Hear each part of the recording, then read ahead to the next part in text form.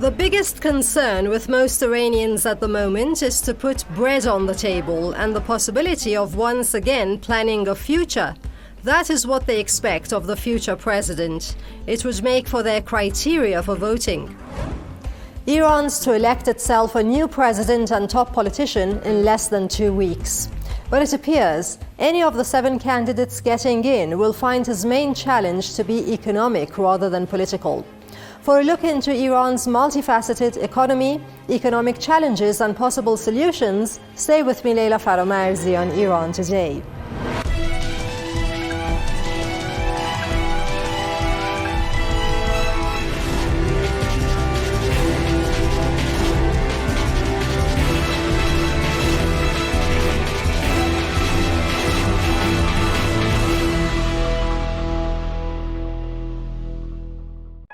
Whatever plans the different candidates have for different economic issues would make or break them in the presidential race. Issues are inflation, poverty, unemployment, and skyrocketing prices for basic household goods. Principalists or conservatives blame problems on the Rouhani administration's looking to the West to solve the country's economic woes. The question today is, what will they, the candidates, bring to the table? Dr. Shaqaqi is Dean of Khwarazmi University's Faculty of Economy. He came to share his views with us at Press TV Studios. Any cabinet that will take office would face these problems and challenges, which have escalated compared to the previous decade. As time passes by, the problems worsen. Another point to mention is that all the think tanks are predicting by 2030 no country would buy oil. This means an end to the oil exports era. Dr. Raghfar is an economist teaching at Al-Zahra University, where we met him. He mentions the main reason for a high inflation rate. The main reason behind the rise of inflation in Iran is what's called the costs push, which is mainly caused by currency manipulation.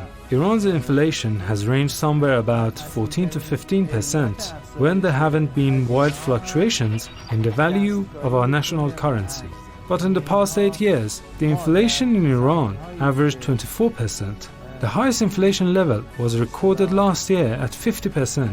It was mainly caused by the devaluation of the national currency, as I just mentioned.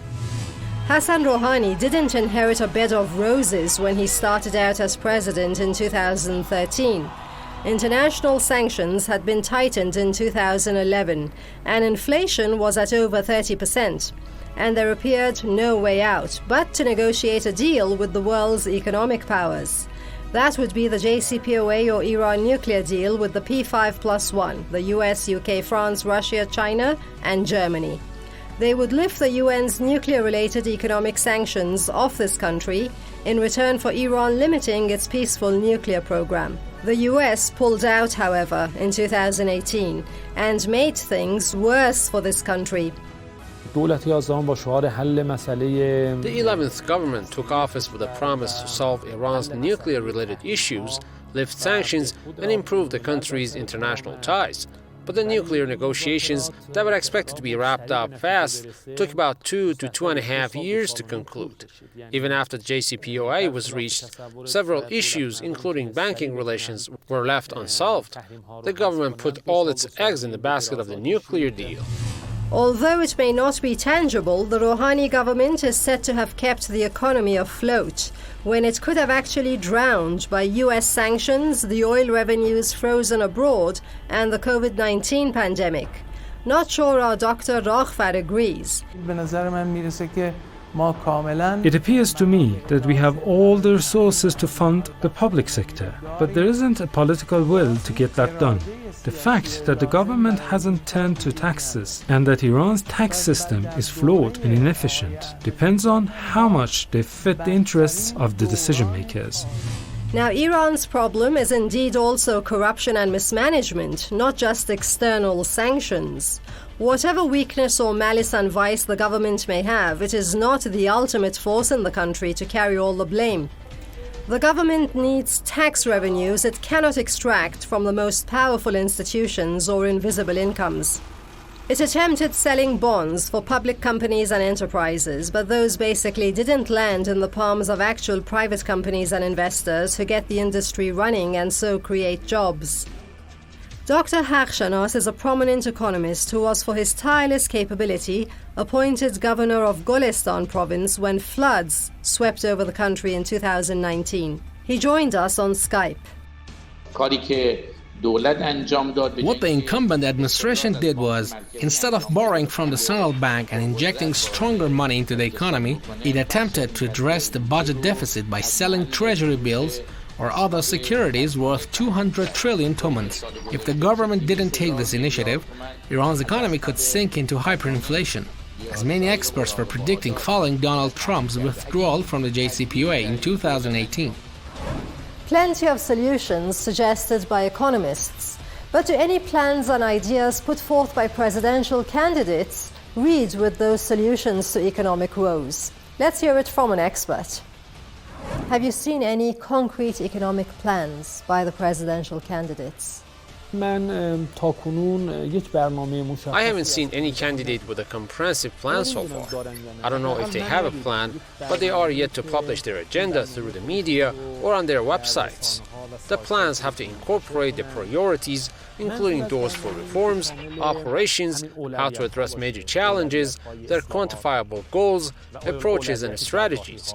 You see, a team of doctors must have a plan that identifies the challenges facing the patient, prioritizes which ones to address first, and determines the necessary treatment. It's come to that time when any guess as to who the next president is can be second-guessed, when the expected outcome can make a U-turn. That's because electoral debates are underway.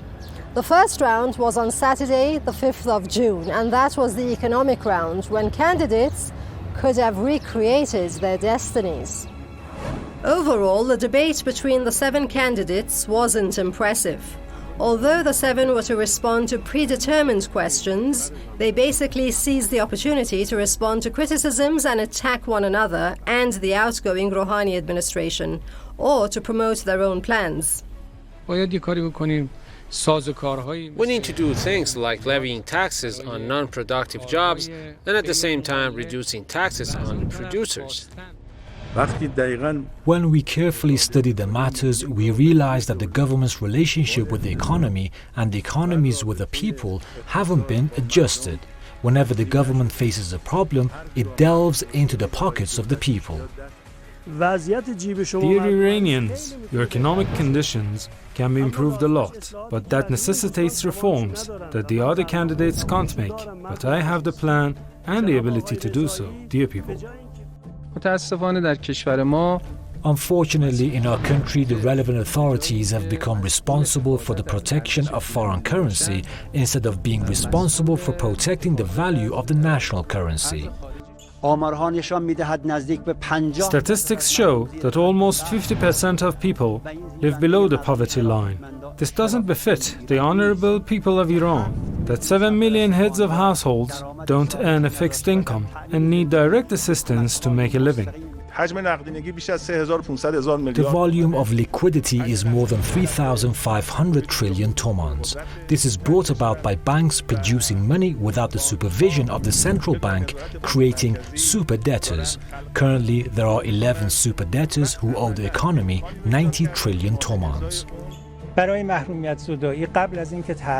making plans to fight poverty, you need to ensure that you have the attitude for it. Do you have what it takes to fight poverty? One of the problems we have had over the past years has been that the people and the underprivileged haven't been the priority. But for the better part, the debate circled around criticizing the present government's policies and Abdul Nasser Hemmati's efficiency when chief of the CBI, Central Bank of Iran. Dear Mr. Hemmati, you have sources to make kingpins for steel, sugar and cooking oil, but you don't have resources to help the poor. He has destroyed the national currency. Now he's talking about the distribution of poverty. You have distributed poverty. For instance, Mr. Hemmati said why the FATF hasn't been approved, claiming that he knows so much about the issue is why the economy is in the condition it is right now. Hemmati, for his part, tried to exempt himself from the government's policies, saying Hassan Rouhani lacked economic vision. First of all, let me say at the outset that I'm not Mr. Rouhani's representative. I was set aside from the central bank because of disagreements I had with Mr. Rouhani. He had the same problem you do. He didn't have economic insight. I urge everyone to consider this. Mr. Raisi said 2 groups of economists can comment. But if you don't have economic insight, which group do you listen to? It's an issue that's been solved everywhere in the world. Anyone who makes economic decisions must have economic insight. I asked how Hemmati had won the reputation with many of having kept the inflation and decline of the rial under check against all odds. The many don't include our economist. In an 8-year period, when Iran saw war, occupation, political coup, and other turning points, only once the national currency fell 6-fold. That happened in a 3-year period when Mr. Hemmati was in charge. Mohsen Mehralizadeh praised the 8-year performance of the Khatami government, calling his own policies a continuation of that reforms government. People of Iran, all the statistics and political, social and historical indicators are a testament to the fact that one government managed to advance the country appropriately toward development by moving slowly, steadily and logically. That was the reformist government of Sayyid Muhammad Khatami. As for Saeed Jalili and Amir Hossein Qazizadeh Hashemi, those were the 2 candidates that focused on introducing their own plans more than the others did. This means they spent less time on attacking fellow candidates.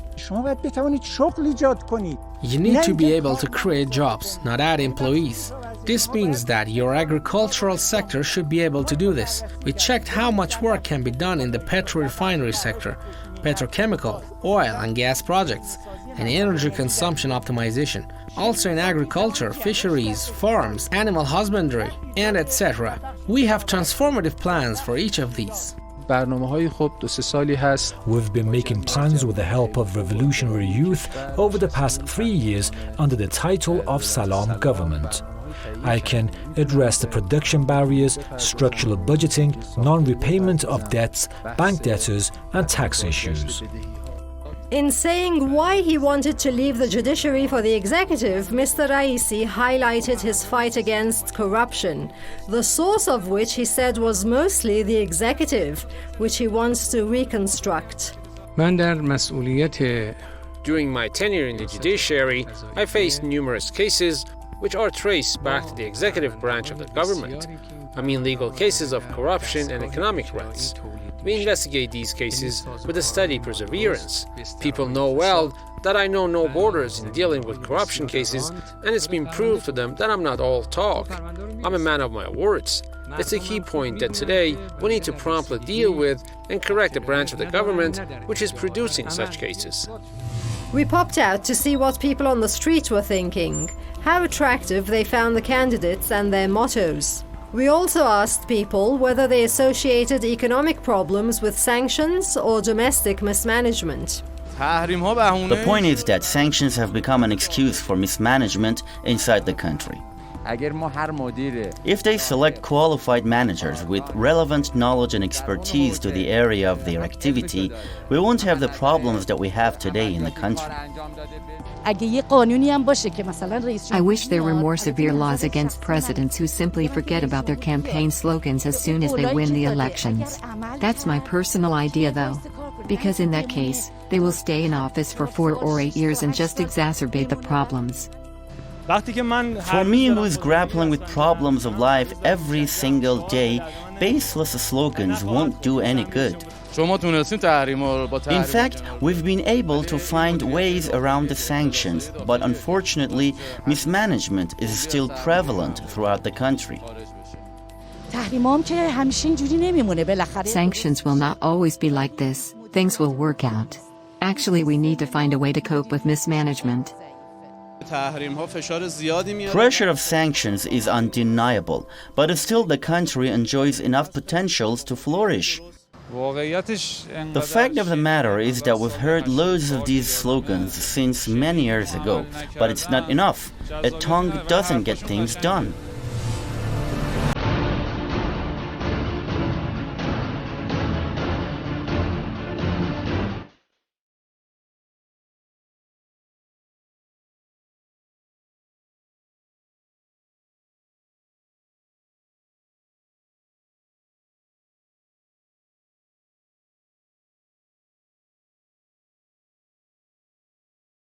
Time for a short break. We'll be back in no time.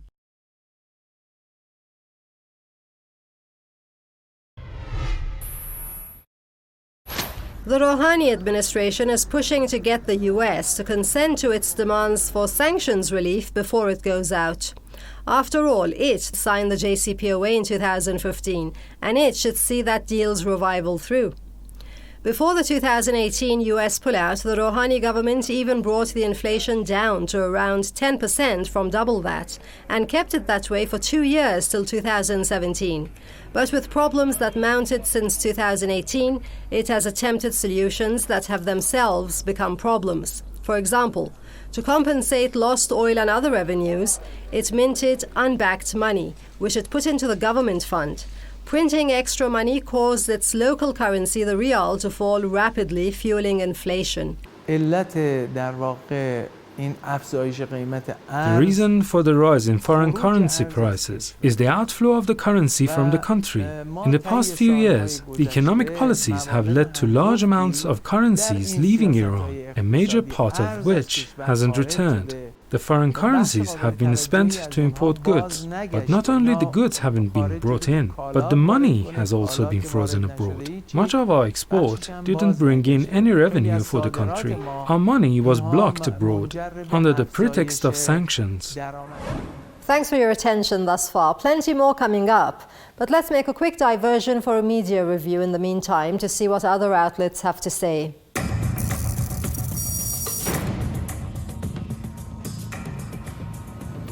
Here it is in words. The BBC reads, Iran's presidential election, 4 ways it matters, with a look at inflation and high prices. The economy has always played a key role in the Iranian elections, and it is high on the agenda of every candidate. Due to the precarious economic situation, Iran is now in one of its most critical phases since the 1979 revolution. The impact of sanctions exacerbated by the coronavirus pandemic has caused one of the worst economic crises in the country's history, with the inflation rate reaching 50%. When the government arbitrarily increased the price of petrol in November 2019, thousands of people took to the streets in more than 100 cities. Although some believe that radical change is necessary and only possible through protests and strikes, there are those who believe that gradual change is more peaceful and feasible through the ballot box. To save the economy is to strengthen manufacture. Tasnim News quotes the leader, Islamic Republic grown stronger than ever. The leader of the Islamic Revolution, in a live televised speech on the anniversary of Imam Khomeini's demise, emphasized that the key to the Islamic Republic's permanency is in the 2 words Islamic and Republic. In describing participation in the elections and making a well-informed choice as being the way to solve economic problems, Imam Khamenei added, everyone should consider himself to be responsible for encouraging others to participate, and he or she must participate as well. He stated that participation in the elections is a manifestation of the holy verse, most surely man is in loss, except those who believe and do good, and enjoin on each other truth, and enjoin on each other patience. In saying that the way to save the economy of the country is to strengthen domestic production, the leader of the Islamic Revolution explained presidential candidates should be committed to combating corruption, strengthening domestic production, and fighting smuggling and unnecessary imports. They must state this commitment today, so that if they do not do this after winning, the supervisory bodies may take them to account. The Financial Tribune counts 5 major challenges facing Iran's economy. As the 7 certified candidates are heading for the June 18th presidential election, Masoud Khansari, the head of Tehran Chamber of Commerce, Industries, Mines and Agriculture, draws their attention to the main challenges facing Iran's economy. When it comes to economy, everything is reduced to livelihood. This is while the livelihood crises arise from underlying macroeconomic factors. The new government should know that Iran's economy is facing 5 major challenges which, if neglected, will bring the country's development to a standstill. He was quoted as saying by the Persian economic daily Dunyay Iqtisad. Khansari believes that the next president must have a precise understanding of inflation and its dynamics, causes of capital flight, negative investment growth, reasons behind brain drain, necessity of reforming budget structure, banking problems, insurance, customs and social security reform, the complex system of sanctions and the real potential of Iran's economy. Well, that would be it for this segment. Do stay with us. To look at major economic challenges separately, I'll begin with inflation. Or rather, I'll make a second attempt at detailing, beginning with inflation. Inflation has reached annoying levels, such that commodity prices are not exactly stable. They're constantly changing, in fact. It picked up steam in 2018 with the US unilateral pullout and its reimpositioning of UN sanctions as US sanctions, as well as reinforcing and adding to those. Iran has faced the toughest ever sanctions on oil exports and banking since. Unemployment is always top of the list, with breadwinners thinking to vote or not to vote, and for who. To aim for the root of the problem, the root must first be identified. Negative GDP growth due to various problems such as mismanagement, incorrect privatizations and sanctions has led to the closure of some industries. This in turn has led to an increase in unemployment.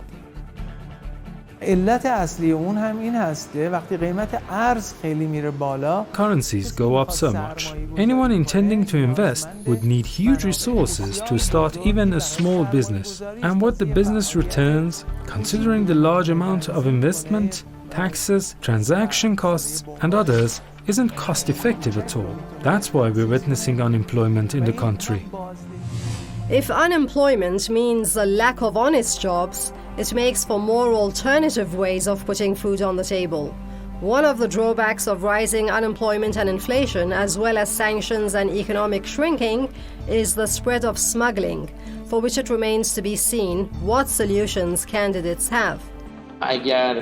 If the economy is transparent in terms of imports and exports to and from the region, it can certainly reduce smuggling. Smuggling occurs when prices are not realistic. Gasoline is smuggled abroad because it's cheap here and expensive there. It's because the price isn't reasonable. Similarly, home appliances are smuggled inside because they are cheaper abroad. Sanctions have not brought Iran down. They can't put down a country this resourceful that easily, but they have taken their toll. Sanctions and monopolized revenues have meant the governments have had to make some bad or badder decisions, or decisions with limited usefulness. One of those choices is direct subsidies. We should frankly admit that people's livelihoods are being threatened. We also need to say that the current conditions have been both caused by the coronavirus pandemic and the sanctions that have impacted all the country's banking and commerce for the past 3 years. This economic condition is the result of those challenges. People are under pressure, but we shouldn't forget the causes. As corona became a big problem too, the Iranian economy entered a third consecutive year of recession, following the triple shock of sanctions, oil market collapse, and the coronavirus, COVID-19. In response, the authorities unveiled new rounds of cash transfers and consumption loans for lower-income deciles and households without a permanent source of income. Now, COVID-19 healthcare costs and social assistance transfers are forecast to add to the government's expenditure growth. It's noteworthy cash transfers alone would be insufficient, because a rising inflation will mean a reducing real value of those distributed cash transfers. Any sustainability of measures for economic recovery would ultimately depend on reforms that address the country's structural challenges. One of the structural problems of Iran's economy has been its reliance on oil export revenues. In recent years, the government was blessed by having to reduce its reliance of the public budget on oil economy due to external pressures, due to sanctions, that is. With electoral debates going on, question is, what do candidates plan to do to further reduce this reliance on oil? That's it for today. Thanks for watching from the whole team. But do remember, Election Day is 18th June, and the story is ongoing till then, continually, with special editions as well. So do stay in touch with Press TV. Bye for now.